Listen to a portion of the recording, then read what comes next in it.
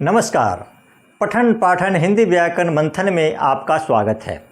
आइए आज हम शुद्ध अक्षरी हिज्जे वर्तनी की भाग क पर चर्चा करते हुए हम ये जानते हैं कि कारक की विभक्ति का प्रयोग सर्वनाम के साथ किस प्रकार होता है और अन्य शब्दों के साथ किस प्रकार होता है। तो ये जानने से पहले हम पहले ये जान लें कि आखिर अक्षरी क्या है या वर्तनी क्या है और हिज्जे क्या है। ये वर्तनी, हिज्जे और अक्षरी ये सभी एक ही शब्द के पर्याय हैं और हम कह सकते हैं कि किसी ध्वनि को लिपिबद्ध करने की रीति को हम वर्तनी कहते हैं या अक्षरी कहते हैं या हिज्जे कहते हैं। शब्द रचना में जब कारक की विभक्ति का प्रयोग होता है तो वह कारक की विभक्ति सर्वनाम के साथ किस प्रकार का व्यवहार करती है और अन्य शब्दों के साथ किस प्रकार का व्यवहार करती है। इसको मैंने भिन्न भिन्न बिंदुओं में बांट करके और तब यहाँ पर चर्चा करेंगे। उसका प्रथम बिंदु मैंने लिया है, यदि वाक्य में किसी सर्वनाम के साथ कारक की विभक्ति का प्रयोग करना हो तो कारक की विभक्ति और सर्वनाम दोनों को मिलाकर के ही प्रयोग करना चाहिए, अलग अलग नहीं। वही बात मैंने यहाँ पर लिखा है, सिर्फ सर्वनाम के साथ मिलाकर कारक विभक्ति का प्रयोग करना चाहिए, अन्य के साथ नहीं। जैसे उसने, वह सर्वनाम से उस बना है, जब इसमें कारक की ने विभक्ति जोड़ी गई है तो एक ही शब्द में उसने लिखा गया है। उसी तरह से अब यहाँ पर सर्वनाम है, समूहवाचक सर्वनाम है, इसमें जब को विभक्ति जोड़ी गई है तो सब के साथ मिला करके। उसी तरह से हमने, मैं का बहुवचन हम है, उसमें जब ने विभक्ति जोड़ी गई है तो हम और ने दोनों को एक साथ मिलाकर लिखा गया है। उसी तरह से तुम से, तुम में जब से विभक्ति जोड़ी गई है तो तुम और से दोनों को एक ही शब्द में व्यक्त किया गया है। उसी तरह से हम में, तुम में, हम पर, तुम पर, सबको आदि।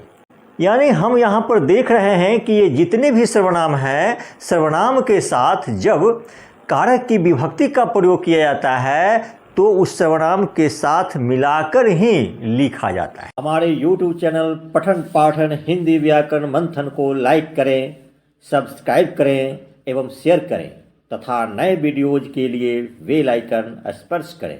बिंदु 2 में लिया है कि कुछ कारक की ऐसी भी विभक्ति है जिनमें एक के बजाय दो दो विभक्तियां होती है, जैसे के लिए, के पास वगैरह।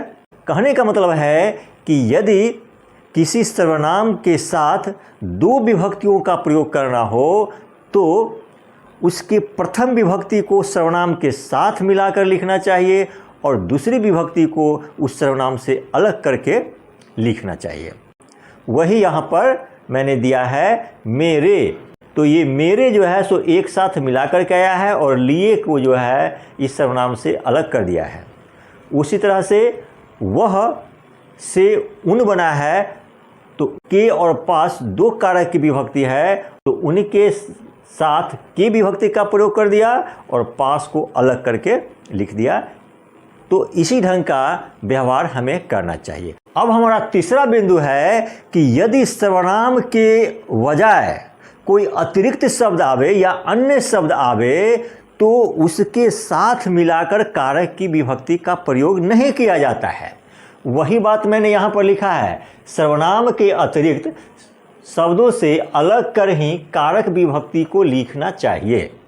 जैसे कृष्ण ने, कृष्ण क्या है, यहाँ पर संज्ञा है और यहाँ पर ने कारक की विभक्ति है तो कृष्ण को ने से अलग करके लिखा गया है। देश भी यहाँ पर संज्ञा है और इसमें से विभक्ति का प्रयोग करना है तो देश को अलग और से को अलग करके लिखा गया है। जमीन पर, जमीन संज्ञा शब्द है, इस पर विभक्त कारक की विभक्ति को अलग करके लिखा है। उसी तरह से मोहन के लिए, मोहन भी यहाँ पर संज्ञा है और इसमें के लिए दो कारक विभक्ति का प्रयोग किया गया है तो मोहन से अलग करके के लिए का प्रयोग किया है इत्यादि।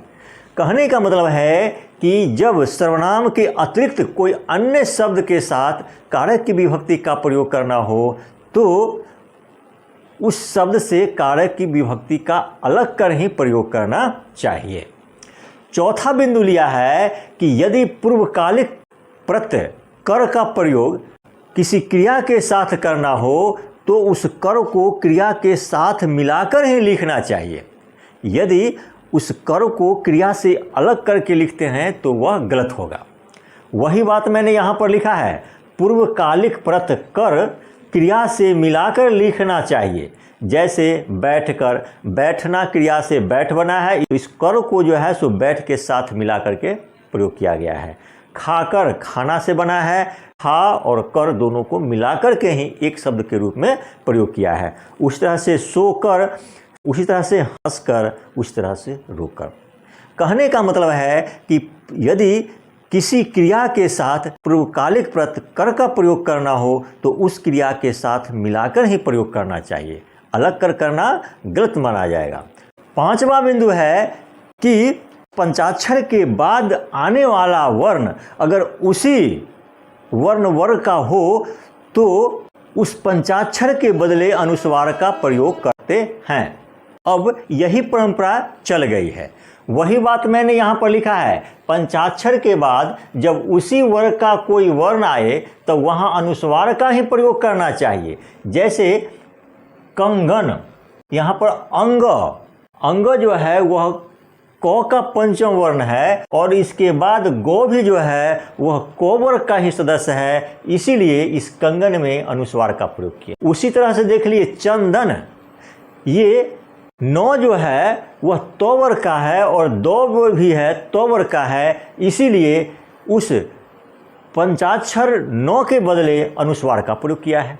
यहाँ पर देखिए ठो अनुस्वार है, यानी नौ, यहाँ पर पंचम टो वर्ग का पंचम वर्ग नौ होता और ये डो भी दो वर्ग का है, इसीलिए यहाँ पर अनुस्वार का प्रयोग किए हैं। कहने का मतलब कि यदि पंचाक्षर के बाद उसी वर्ग का वर्ण हो तो उस पंचाक्षर के बदले अनुस्वार का ही प्रयोग करना चाहिए। अब छठा बिंदु है कि यदि पंचाक्षर के बाद उस वर्ग के भिन्न वर्ण आए तो उसके बदले अनुस्वार का प्रयोग नहीं करना चाहिए। वही बात मैंने यहाँ पर लिखा है, पंचाक्षर के बाद जब उस वर्ग से भिन्न कोई वर्ण आए तो वहाँ अनुस्वार का प्रयोग नहीं करना चाहिए। जैसे यहाँ देखिए धन्यवाद, ये नौ जो है तो वर्ग का है और यो जो है तो वर्ग का नहीं है, इसीलिए इस नौ के बदले अनुस्वार का प्रयोग नहीं किया जाएगा।